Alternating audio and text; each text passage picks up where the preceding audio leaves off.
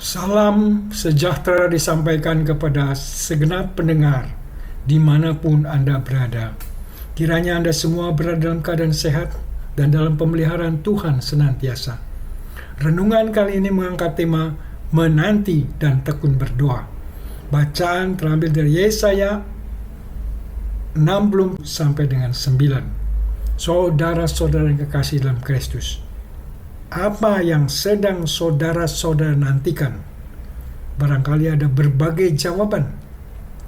Dalam hidup ini, ada saja yang kita nantikan. Ibu yang hamil menantikan bayinya yang akan lahir. Orang yang melamar pekerjaan menantikan panggilan untuk dipekerjakan. Orang muda menantikan jodohnya yang akan menjadi teman hidupnya. Daerah yang lama mengalami musim kemarau, tibanya musim hujan yang boleh membasahinya banyak tanah yang kering. Mereka yang dilanda kelaparan menantikan akan bantuan makanan segera datang. Banyak kali terjadi orang yang menanti menjadi tidak sabar. Nabi Yesaya dalam bacaan kita nampaknya juga merasa tidak sabar menantikan Tuhan Allah untuk bertindak di tengah kehidupan bangsa Israel ketika mereka dihukum dalam pembuangan. Nabi dalam pembukaan doanya berseru, "Sekiranya engkau mengoyakkan langit dan engkau akan turun sehingga goyang-goyang di hadapanmu seperti api membakar, buat ranggas menyala-nyala, dan seperti api membuat air mendidih, untuk membuat namamu dikenal oleh lawan-lawan bangsa-bangsa gemetar di hadapanmu." Nabi ingin agar Allah bersegera bertindak, turun dari langit dan menyatakan segala kuat kuasanya sehingga bangsa-bangsa gemetar.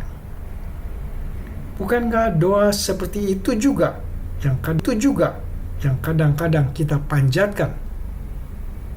Doa-doa seperti itu sangat sering dipanjatkan oleh banyak orang Kristen. Ketika sakit, doanya ingin segera sembuh. Ketika tidak ada pekerjaan, lalu besoknya dapat pekerjaan. Ketika jualan tidak laku, berdoa, besoknya dagangan laris luar biasa. Ketika kemiskinan mengganggu hidup, menaikkan doa, besoknya rezeki mulai datang dan dalam tempo singkat hidup lebih dari cukup. Ketika lama tidak dapat jodoh, doa, lalu minggu depannya sudah ketemu jodoh yang diidam-idamkan. Inilah doa yang tokcer, langsung terjawab karena Allah segera turun kuasanya. Doa semacam itu yang kita harapkan terus terjadi dalam hidup kita. Allah semacam itukah yang kita inginkan, bukan? Tidak mengherankan Allah seperti itu yang dicari banyak orang. Tetapi pertanyaannya, adakah Allah yang seperti Allah yang selalu menuruti keinginan manusia, Allah yang cepat bertindak sesuai dengan permintaan yang disampaikan kepadanya? Kalaupun ada Allah semacam itu adalah Allah buatan manusia. Allah semacam itu bukan lagi Allah yang berdaulat dan berkuasa, tetapi Allah yang menjadi pelayan manusia yang dengan patuhnya mengerjakan segala yang diperintahkan oleh manusia si pemohon. Memang Nabi Yesaya dalam bacaan kita menginginkan Allah yang segera bertindak, mengoyakkan langit, dan Allah segera turun untuk menyatakan kuasanya. Tetapi ini bukan satu-satunya pemahaman teologis Yesaya mengenai siapa Allah yang dia percayai. Allah dapat segera bertindak kalau itu sesuai rencananya. Tetapi Allah juga dapat dianggap berlambat-lambat bertindak. Nabi dalam Yesaya 55 ayat 8 pernah berkata, "Sebab rancanganku bukanlah rancanganmu, dan jalanmu bukanlah jalanku." Demikianlah firman Tuhan. Kemudian di ayat ke-9-nya dikatakan, demikian tingginya jalanku dari jalanmu, dan rancanganku dari rancanganmu. Di sini dinyatakan Allah adalah Allah yang berdaulat dan super kuasa, yang mempunyai rencana, yang mempunyai jalan, yang mempunyai rancangan. Ia dapat cepat bertindak, menjawab doa-doa Anda dan saya, tetapi ia juga dapat menunda jawaban untuk melatih kesabaran dan ketekunan kita berdoa. Ada unsur kedua yang menarik dari doa syafaat Nabi. Sekarang perhatiannya diarahkan kepada diri umat Tuhan, di mana Nabi termasuk bagian di dalamnya. Pengakuannya akan keadaan umat sangat gamblang dan tidak pakai basa-basi untuk menutupi keadaan umat Tuhan. Yesaya 64 ayat 6. Demikianlah kami sekalian seperti orang najis, dan segala kesalehan kami seperti kain kotor. Nabi mengungkapkan keadaan umat seperti orang najis. Orang najis adalah orang berdosa yang patut dijauhi karena tidak layak orang untuk didekati. Umat Tuhan penuh dosa sehingga disebut najis. Kalaupun ada perbuatan baik ataupun ada kesalehan, itu tidak lebih seperti kain kotor. Pengakuan tidak berhenti pada kali, tetapi Nabi menengadah kepada Tuhan, sumber pertolongan dan pengharapan. Ia berkata, Engkaulah Bapa kami, kamilah tanah liat, dan Engkaulah yang membentuk kami, dan kami sekalian adalah buatan tangan-Mu. Ya Tuhan, janganlah murka amat sangat, dan janganlah mengingat-ingat dosa untuk seterusnya. Sesungguhnya pandanglah kiranya kami sekalian adalah umat-Mu. Ketika kita terjatuh dalam dosa, ketika kita merasa kotor dan najis, itu adalah pekerjaan Roh Kudus yang menyadarkan akan dosa dan kekotoran kita.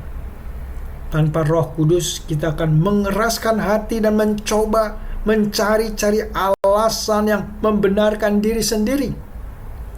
Roh Kudus menyadarkan akan keberdosaan dan kenajisan kita. Kalau berhenti di situ, kita cuma menjadi frustrasi.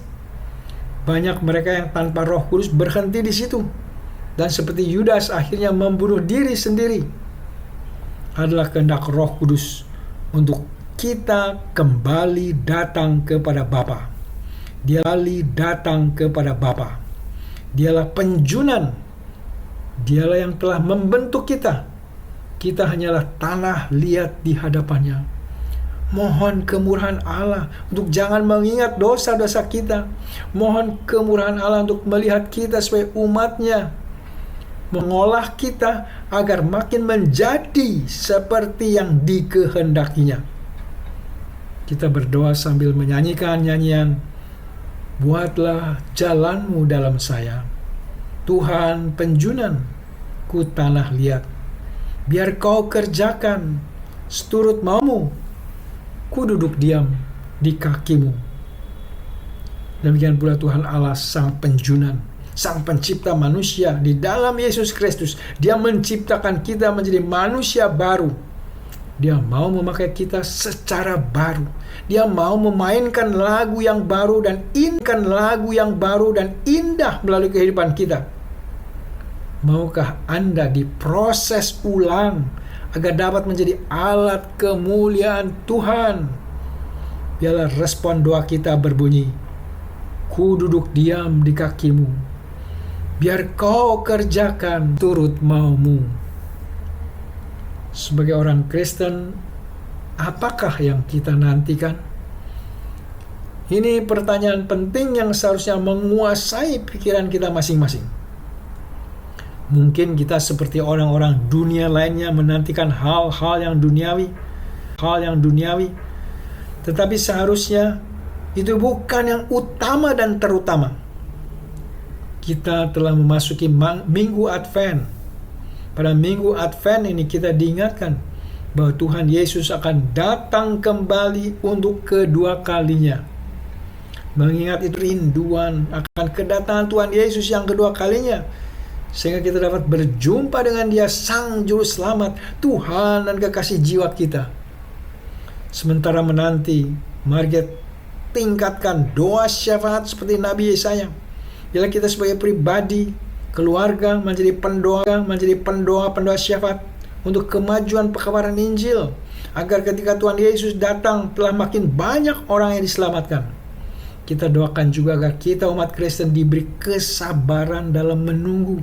Kita doakan juga di tengah dunia yang makin cemar oleh dosa, kita anak-anak Tuhan melihara kesucian hidup. Biarlah Roh Kudus terus menjadi sumber pertolongan kita mewujudkan semuanya itu. Amin. Mari kita berdoa. Tuhan yang Bapa, ajar kami untuk bersabar dalam menantikan jawaban doa-doa yang kami nantikan. Kesetiaan, beri kami juga ketekunan dalam menantikan kedatangan Tuhan Yesus yang kedua kalinya. Bapa yang baik, dalam kesempatan ini hamba-Mu juga mau berdoa untuk saudara-saudara pendengar yang sedang sakit dan dalam pencobaan. Beri belas kasihan-Mu dengan memberi kesembuhan pada yang sakit dan kemenangan bagi mereka yang dalam pencobaan. Bapa yang penuh kasih, dengar dan kabulkan doa ini yang kami panjatkan dan naikkan dalam nama Tuhan kami Yesus Kristus, Juru Selamat kami yang hidup. Amin.